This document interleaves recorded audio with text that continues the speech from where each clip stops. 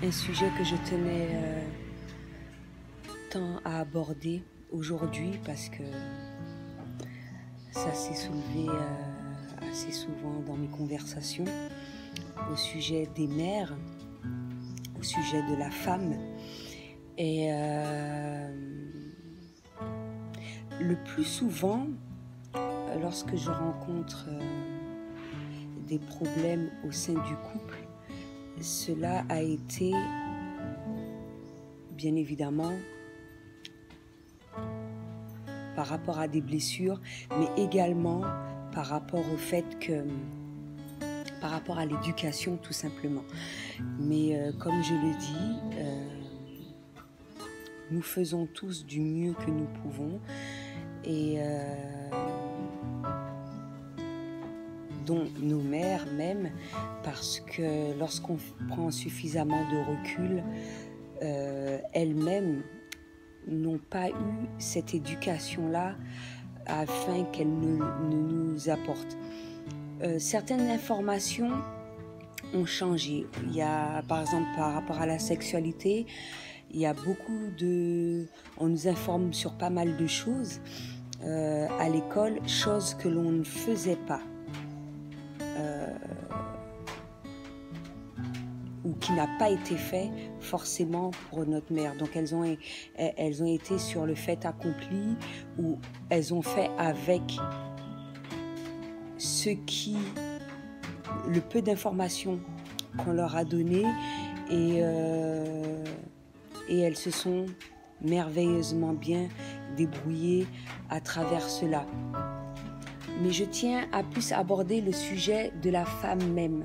Ça, par contre, ça fait des années et des années que, certes, j'ai déjà dit dans une vidéo que la femme a une force, fort heureusement d'ailleurs, mais durant des années, on a donné, la société a donné, la famille a donné une image à la femme, un rôle à la femme qui n'est pas forcément obligatoire, et même la religion. Et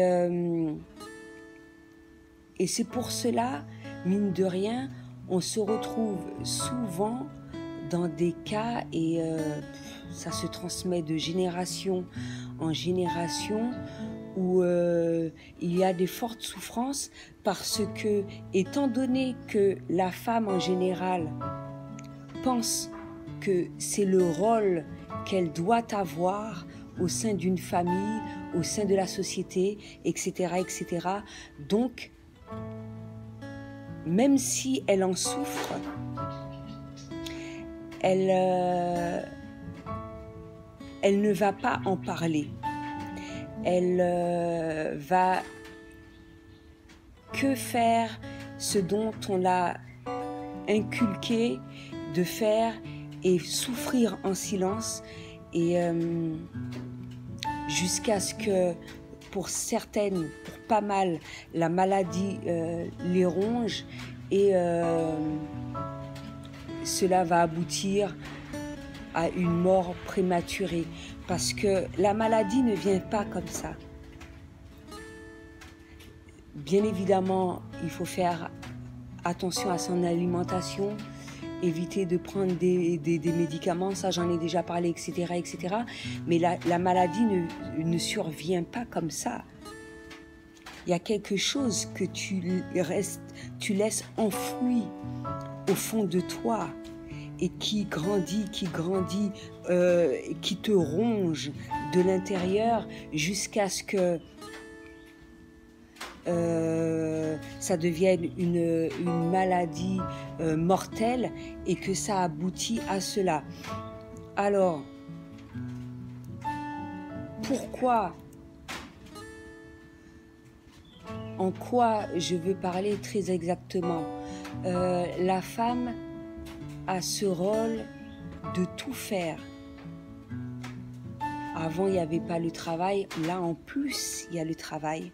Donc, c'est encore une tâche énorme. Mais vis-à-vis de la société, elle doit accomplir tout ce dont il faut et ne pas faillir.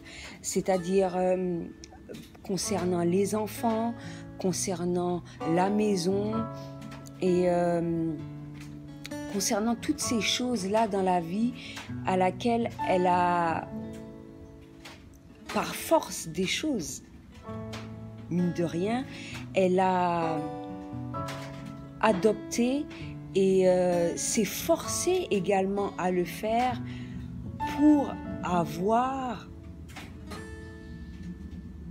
aux yeux du monde extérieur, de la société, une bonne vision de la femme. Mais comme je le répète assez souvent, on est des femmes, certes, mais on est des êtres humains avant tout. Et de la même façon que l'homme a moins de charge, etc., on a besoin de souffler, on a besoin de soutien, on a besoin de toutes ces petites choses-là. Et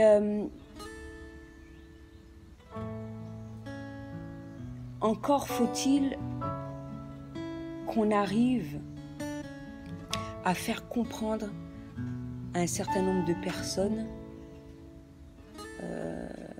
et aux hommes, à laquelle on ne peut pas en vouloir parce que ça a toujours été ainsi. Et donc, au moment où justement la femme se libère, la femme décide de faire ce dont il est bon pour elle, uniquement pour elle, la culpabilité des fois va ressortir, ou sinon, si elle a suffisamment de force pour le dire, pour agir, ça va être mal perçu par rapport à un homme, ça va être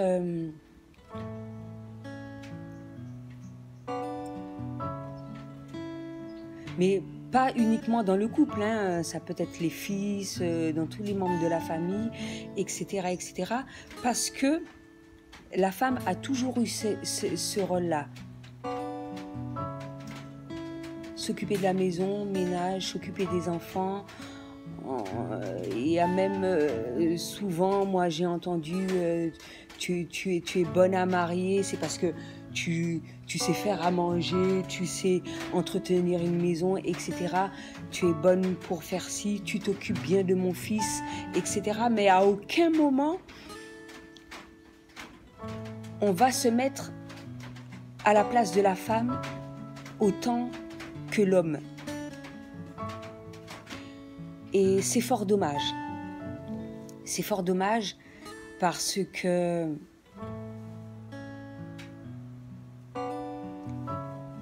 on a énormément sur nos dos, surtout quand on a de grandes familles, etc., etc. Bien évidemment, il y a aussi des hommes qui sont très compréhensifs, hein, heureusement d'ailleurs. Et j'espère justement qu'il y aura plus de compréhension vis-à-vis de cela. Mais je souhaitais plus en parler dans le sens où nous, on a moins cette possibilité-là de faire des erreurs. Un homme a le droit. Il va être pardonné. Il va... c'est normal pour pas mal de choses, par exemple pour la tromperie. Au contraire, on va soutirer cela parce que surtout dans la culture dans laquelle j'ai vécu, parce que un homme qui trompe ou qui est infidèle, c'est bien vu, c'est normal, c'est comment dirais-je, il va même être applaudi, c'est un beau coq, c'est je suis fière de mon fils, etc. Non, je pense qu'il est temps, même si beaucoup de choses ont été faites entre-temps, mais avoir encore et toujours plus d'ouverture de conscience par rapport à ça. L'homme et la femme ont les mêmes droits, mais également c'est pas parce que on ne va pas faire forcément ce dont il a toujours fait été fait durant des décennies que c'est pas normal. Une femme a le droit de s'occuper d'elle, elle a le droit de prendre soin d'elle, elle a le droit de pas se prendre soin d'elle uniquement à travers sa beauté, etc. Mais faire des choses tout à fait tout autres à partir du moment que c'est pour son bien-être. À partir du moment et sans pour autant avoir l'obligation d'avoir à charge ses enfants, d'avoir à charge un certain nombre de choses qu'on a obligé à faire durant toutes ces années. Donc,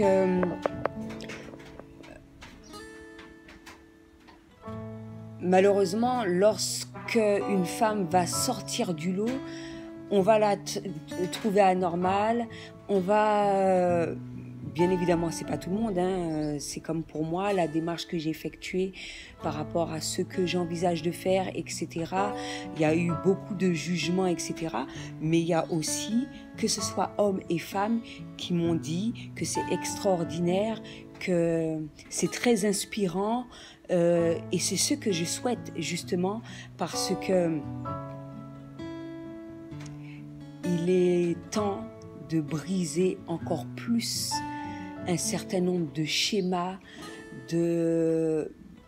d'arrêter de continuer certaines croyances qui nous limitent justement au bonheur de tout un chacun, parce que c'est pas uniquement la femme, parce que si justement nos mères avaient parlé, nos mères avaient cette aide-là, nos mères avaient effectué justement la démarche que je fais actuellement, les choses auraient été tout autres, mais dans tous les sens du terme, pour elles-mêmes, au préalable, mais même pour l'éducation, mais pour elle-même, pour son bien-être, etc., son évolution personnelle, etc., mais pour l'éducation et également pour éviter de reproduire ces mêmes schémas de souffrance et de laisser justement, à travers la maladie, à travers des deuils, à travers beaucoup de choses qui surviennent brutalement dans la vie d'une famille, pour éviter la souffrance de la femme en elle-même, mais également de tout son entourage, de toute sa famille. Et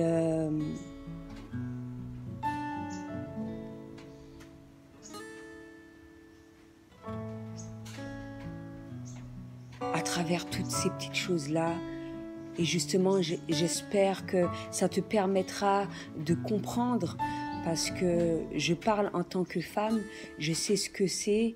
Comme je l'ai dit dans une vidéo, je me suis